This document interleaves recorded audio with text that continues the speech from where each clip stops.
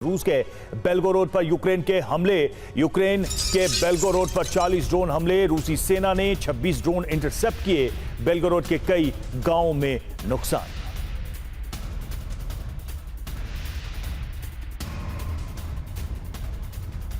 तो रूसी सेना ने 26 ड्रोन इंटरसेप्ट किए हैं और बेलगोरोड के कई गांवों को भारी नुकसान की खबर है।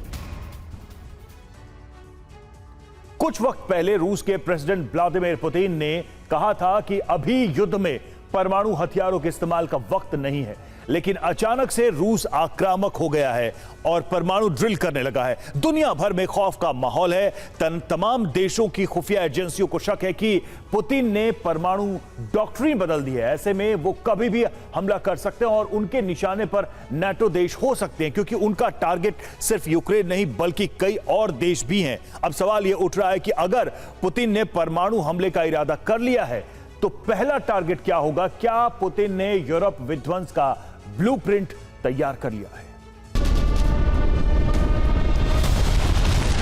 कुछ घंटे बाद वॉशिंगटन में नाटो की बड़ी मीटिंग शुरू होने जा रही है, जिसमें तय होगा आखिर कैसे रूस पर लगाम लगाई जाए और कैसे यूक्रेन को सुरक्षित किया जाए। लेकिन सबसे बड़ा मुद्दा होगा कैसे नाटो देशों को एकजुट रखा जाए, कैसे नाटो में पड़ रही फूट को रोका जाए।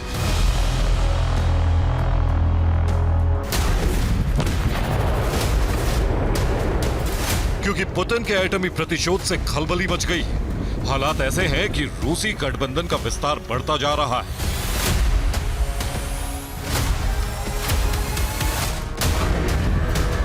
कई नाटो देश उसमें शामिल होते दिख रहे हैं, जबकि कई पहले से ही शामिल हो चुके हैं। रूस, बेलारूस, चीन, नॉर्थ कोरिया, ईरान, तुर्की, क्यूबा, वियतनाम, हंगरी, ग्रीस और वेनेजुला।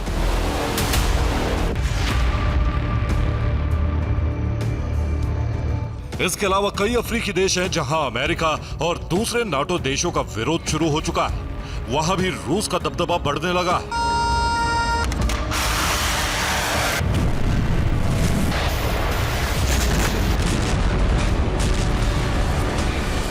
रूस का यूरोप से लेकर अफ्रीका तक दबदबा बढ़ने के पीछे कहीं उसकी न्यूक्लियर ताकत वजह तो नहीं? पुतिन के खेमे में वो तमाम देश शामिल हो रहे हैं जो अमेरिका विरोधी हैं या फिर रूस पर लगे बैन का विरोध कर रहे हैं।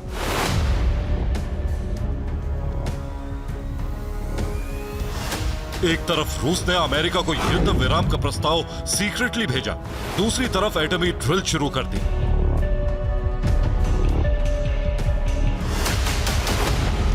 बेलारूस के साथ मिलकर रूस न्यूक्लियर ड्रिल कर रहा है।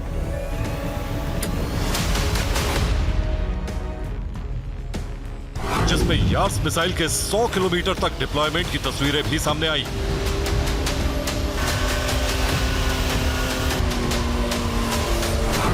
और सरबत मिसाइल का प्रदर्शन भी रूस ने किया।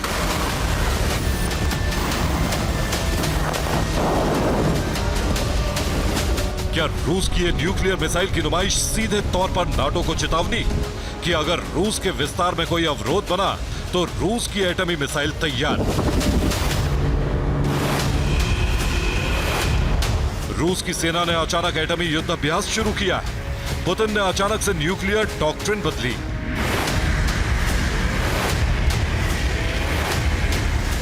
इसके पीछे एक सर्वे जिसमें रूस के ज्यादातर लोग यूक्रेन पर परमाणु हमले की बात कर रहे हैं।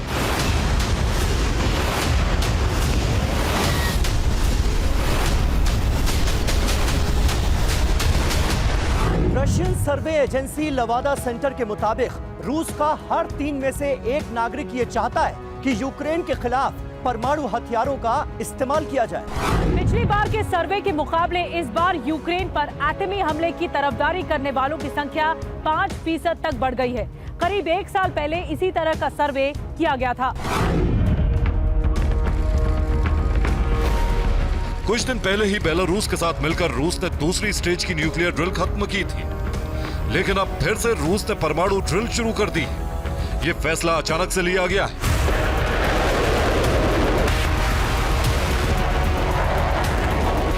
जिससे नाटो में खलबली मची हुई है।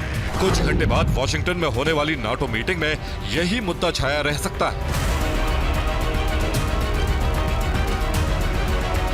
आखिर कैसे पुतिन के एटमी प्रतिशोध से नाटो को बचाया जाए? अब सवाल यह भी है, कहीं ऐसा तो नहीं नाटो खुद को बचाने के लिए यूक्रेन की बलि तो नहीं चढ़ाने जा रहा?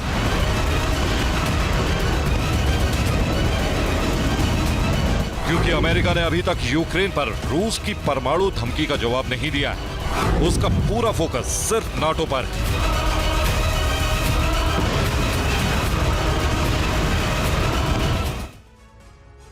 और रूस के पास ICBM है, जिससे पुतिन दुनिया में कहीं भी एटमी विस्फोट कर सकते हैं। टारगेट पर सबसे पहले फ्रांस है, जिसकी एटमी बेस से दूरी करीब 3000 किलोमीटर है। इसी तरह करीब 2689 किलोमीटर दूर टारगेट नंबर 2 ब्रिटेन पर भी रूस हमला कर सकता है, जबकि 2335 किलोमीटर दूर टारगेट नंबर 3 जर्मनी भी निशाने पर है। टारगेट नंबर 4 पोलैंड की रूस के न्यूक्लियर बेस से दूरी 1980 किलोमीटर है। इसी तरह 1818 किलोमीटर दूर टारगेट नंबर 5 फिनलैंड भी निशाने पर है। उसके बाद बाल्टिक देशों में टारगेट 6 है, लिथुआनिया जो एटमी बेस से 1526 किलोमीटर है, और टारगेट 7 एस्टोनिया 1152 किलोमीटर दूर है, जो मीडियम रेंज न्यूक्लियर मिसाइल से तबाह किया जा सकता है।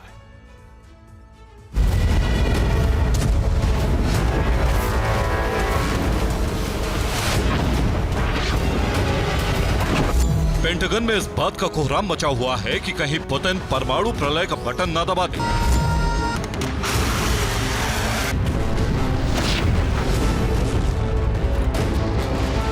जबकि इससे पहले पिछले महीने के आखिर में पुतिन ने कहा था कि पश्चिमी देशों के खिलाफ परमाणु हथियारों के इस्तेमाल की जरूरत अभी नहीं है।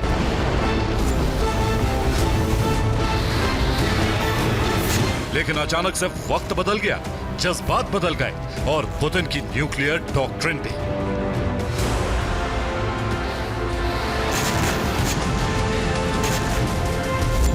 एक तरफ नाटो देशों को डराने के लिए रूस परमाणु ड्रिल कर रहा है, जिसमें यार्स और सरबत को शामिल किया है।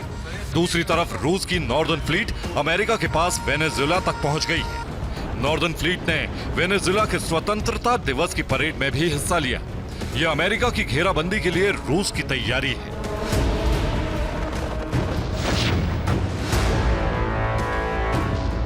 इस दौरान वेनेजुएला नौसेना के उप कमांडर एडमिरल एडवर्ड सेंटेनो मास ने कहा, आज हम भाईचारे वाले रूसी संघ के युद्धपोतों का स्वागत कर रहे हैं। अमेरिकी साम्राज्यवाद के खिलाफ लड़ाई में वेनेजुएला और रूस भाई हैं।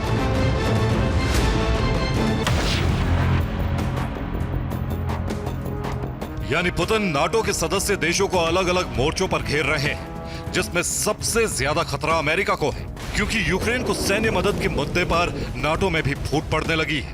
हंगरी के प्रधानमंत्री दूसरी बार मॉस्को पहुंचे और उन्होंने कह दिया, नाटो युद्ध की आग को भड़का रहा है। ऐसी स्थिति में युद्ध विराम होना नामुमकिन है। हालात काफी खतरनाक हो चुके हैं। यदि नाटो अब अपना रुख नहीं बदलता है तो यह आत्महत्या करने जैसा होगा।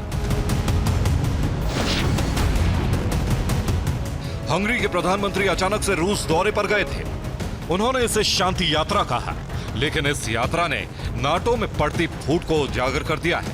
अब पुतिन तुर्की दौरे पर जाने वाले हैं।